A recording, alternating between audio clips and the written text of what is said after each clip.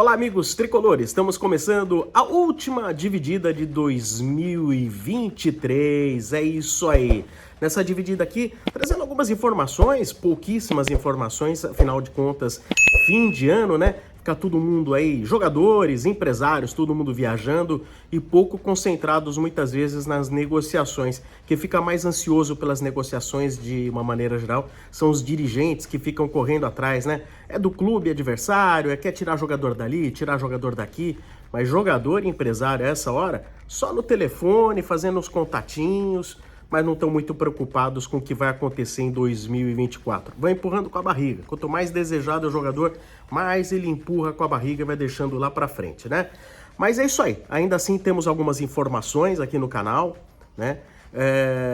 O Valse, como queiram, jogador que teve tantas contusões na sua vida, não sei quantas cirurgias no joelho, ele encerra o seu contrato com o Tricolor neste último dia do ano e agora ele vai jogar pelo Santo André. O Valse não tem mais nada a ver com São Paulo. O São Paulo que deu toda a assistência para ele durante esse período difícil. Infelizmente, um jogador que, de repente, ele poderia ter tido uma carreira muito boa no São Paulo, se não fosse as contusões. Mas, às vezes, a vida prepara umas emboscadas aí para a pessoa, né? E o Valse foi uma das pessoas aí, um dos atletas que teve esses problemas recentemente. E tomara que ele faça um belo Campeonato Paulista pelo Santo André, tomara que ele seja um cara de sucesso, tomara que ele consiga todos os objetivos na vida, que ele vá jogar na Europa, né? Porque um jogador tão novo, um profissional tão novo, e de repente ele sentir que não poderá desenvolver a sua carreira tão cedo, é uma coisa que ninguém merece, não é verdade? Então, boa sorte pro Valse.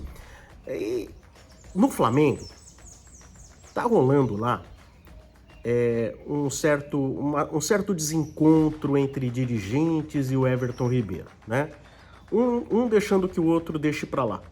Everton Ribeiro se encerra o contrato agora também, e ele já poderia até assinar um pré-contrato com outro clube.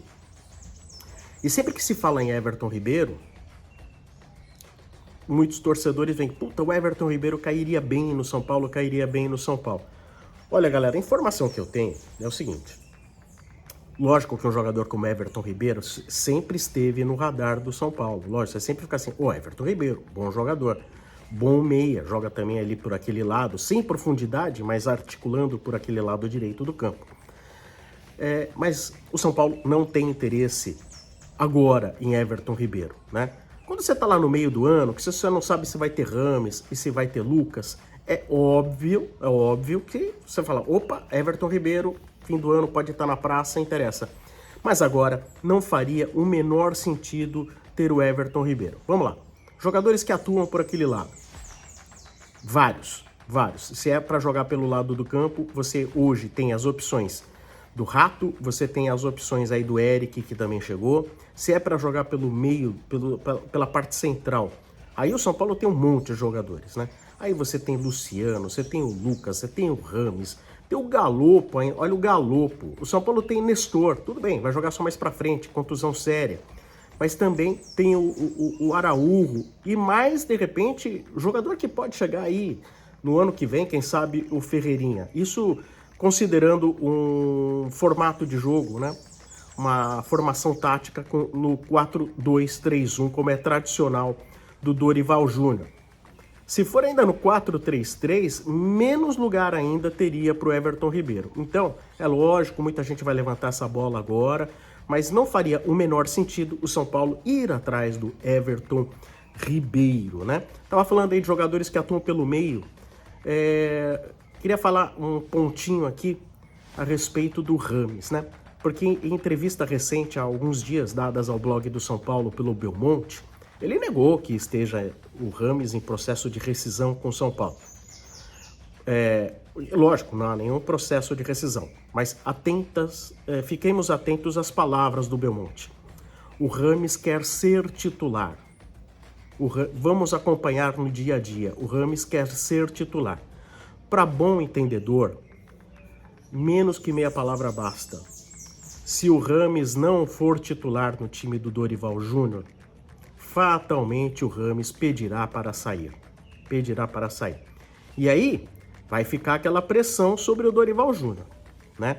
Porque o Dorival, ele vai ter que escalar o Rames Rodrigues, ou ele vai se sentir pressionado a escalar o Rames Rodrigues por essa questão. Ele vai forçar uma situação para ter o Rames e o Lucas ao mesmo tempo no time. Como vai ser a atitude? Então, assim, vai ter que ser um encontro muito positivo de situações, tanto por parte do Rames quanto por parte do Dorival Júnior, e entendimento também de alguns colegas. Vamos lá. O Rames, ele não basta querer ser titular, né? Ah, ele quer ser titular no São Paulo. Tá bom, tem que ter o máximo do esforço, né? Porque fatalmente o Dorival não vai montar um time em função do Rames. Quando você monta em função do Rames, aí vão questionar, e por que não montar em função do Lucas? E aí começam as discussões, começam os debates. Então o Rames tem que fazer a parte dele, tem que se dedicar, tem que correr, tem que ter entrega, né? Mostrar qualidade, chamar jogo. Fazendo isso, ele vai ter o lugar no time dele. Se o Lucas também fizer, aí a dor de cabeça vai ser pro Dorival, porque aí o Dorival, ele vai ter que achar um lugar para os dois no time, né?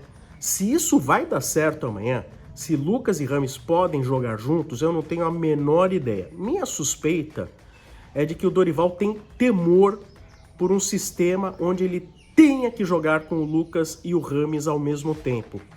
Por quê? Porque quando tem a bola é uma coisa, mas quando não tem a bola, a equipe precisa se esforçar demais na marcação dos oponentes. Quem é que vai fazer aquele corredor pelo lado direito do campo, como faz o Rato, por exemplo? Tudo bem, o Rato não tem a técnica do Lucas, tampouco a do Rames, né? Mas na hora de fazer a cobertura, de marcar o lateral adversário, da recomposição tática, nós, torcedores, não temos essa mesma ideia. Mas os treinadores, seja o Dorival, seja o Abel, seja o Rogério Ceni, não importa qual seja, 99% dos treinadores têm sim essa preocupação. Um time é com a bola, o outro time é sem a bola e às vezes muito em função também do adversário. Então vamos aguardar que tudo dê certo para o São Paulo, né? Que o Rames se esforce, que o Dorival tenha ideias maravilhosas de jogo, que ninguém se machuque e que o São Paulo possa ter as melhores opções. Falando a respeito do ano que passou, teve uma brincadeira aí proposta aí pelo site do São Paulo, né? Ou até por perfis. Eu mesmo postei também no X, ex-Twitter, que perguntava qual a melhor partida, pior partida, melhor jogador, nota do ano, etc e tal. Então vou dar uma repassada aqui. Se vocês não concordam, por favor, comentem. Se concordam, também deem o seu match aí. Então vamos lá. Melhor partida do São Paulo. Olha, para mim a melhor partida do São Paulo, não que não tenha tido outras partidas muito boas, né?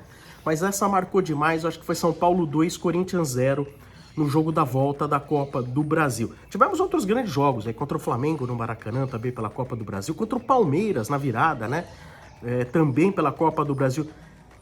Pelo Campeonato Brasileiro, foram raros os bons jogos. Teve um contra o Internacional que eu achei excelente também. Contra o Santos, foi um grande jogo. Mas talvez pelo grau de dificuldade, por ser Copa do Brasil, então eu acabei elencando aí, então, São Paulo 2, Corinthians 0. Pior jogo. A pergunta é, qual foi o pior jogo? Eu falei assim, pra mim, assim, como um todo, foi a goleada contra o Palmeiras.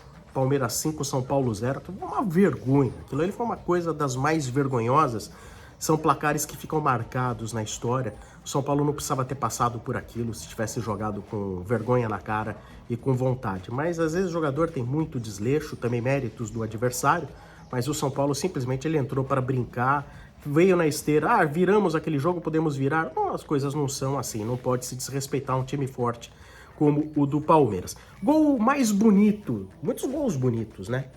Teve o do Pablo Maia contra o Internacional, teve do Rafinha contra o Palmeiras, que desviou na cabeça do zagueiro palmeirense. Mas eu vou dar o voto para o Wellington Rato, né, que abriu o placar contra o Corinthians naquele 2-0, para mim foi estupendo, um baita golaço. Vamos lá, melhor jogador. Melhor jogador, tem alguns candidatos aqui, para mim os candidatos, eu fiz uma pré-seleção comigo mesmo, alguns candidatos para mim estiveram entre eles Arboleda, Beraldo e Caleri, tá? E no fim das contas, vou ficar com o Caleri. Vou ficar com o Caleri. Porque o Caleri, meu, ele é muito brigador, ele ainda teve machucado um tempo, mesmo assim fez vários gols importantíssimos, né? Aquele gol contra o Flamengo no Maracanã, que posicionamento, né? O Caleri de cabeça é mortal, então fico com o Caleri, mas olha, com muitos votos a favor também, né? Do Beraldo e também do Arboleda, também estão de parabéns pelo ano que fizeram. A grande surpresa no time, aí no caso a surpresa positiva que foi questionada, para mim foi o Alisson. Porque do Alisson eu não esperava muita coisa não. E de repente, a partir do meio do ano, o Dorival colocou ele ali na posição de segundo volante, ele se encontrou, foi um motorzinho quando necessário, então tá de parabéns para mim. Quem surpreendeu foi o Alisson, né? E vocês acham que teve algum outro jogador que surpreendeu? Vocês veem algum jogador que surpreendeu? Eu gostei muito do Alisson. Poderia até falar do Caio Paulista, que, por exemplo, veio lá do Fluminense e tal, acabou surpreendendo porque foi muito bem na lateral esquerda, mas só pelo gesto que ele teve em relação ao São Paulo, para mim, não vai levar o título de jogador que surpreendeu. Maior decepção do ano. No plano moral, para mim, fica o Caio Paulista, mas estamos falando de futebol, estamos falando de dentro de campo, então para mim é o Luan, porque, poxa, o Luan, ele vive tendo todas as chances que precisa, aí o Rogério não queria contar com ele, o Rogério saiu, o São Paulo renovou o contrato com ele, é um jogador que, olha, eu não conheço jogador que jogue tão pouco e tenha tanto apoio da torcida quanto o Luan. Mesmo assim, o Luan, quando entra, não tem capacidade de jogar mais do que até os 15 do segundo tempo, é um jogador que às vezes ele se mostra mais além do peso, né? Tanto que ele não consegue conquistar uma vaga ali na equipe do São Paulo. Ele não consegue. Tudo que o Pablo Maia é muito bom, mas assim, a gente às vezes pensa até em... E o próprio Dorival, ele pensa até em improvisos antes de botar o Luan no lugar do Pablo Maia, né? Então, para mim, a grande decepção do ano é o Luan. Nota pro time. Aliás, essa coisa de decepção, muita gente falando do Gabriel Neves, mas eu não sei se o Gabriel Neves chega a ser... Decepção é aquele que você fala, puta, joga demais, não sei o que lá, e chega lá, depois descamba e não joga mais. Nota pro time, eu vou ficar com uma nota 7. Por quê? Vamos lá, como eu cheguei nisso? Para mim, o Paulistão, nota 0. 0, 0. Nada se aproveita do Paulistão, do que foi feito. Brasileirão, nota 5. Sul-Americana, nota 7, porque o desempenho contra a LDU foi horroroso, horroroso. Então, para ficar só no nota 7, né? E Copa do Brasil, nota 10. Mas como se faz também nas notas do Carnaval, eu corto a pior nota, que é o 0 do Paulista, elenco as outras duas, somadas dá 22, 22 dividido por 3, fica aí com uma nota 7,3. Nota 7 por aproximação, tá tudo certo, né? Então, para mim, um ano nota 7 pro Tricolor. E para você, concorda com esses votos, com essas notas? Tá aí? Obrigado. Obrigado por ter participado dessa dividida. 2024 tem muito mais, aqui o canal vai começar a bombar com muitos conteúdos para vocês. Não os abandonarei de jeito nenhum. Estaremos juntos aqui sempre em prol e amor ao Tricolor, tá bom? Muito obrigado. Antes de ir embora, se você não deixou ainda seu like, deixa o seu like, inscreva-se no canal e feliz ano novo para todos.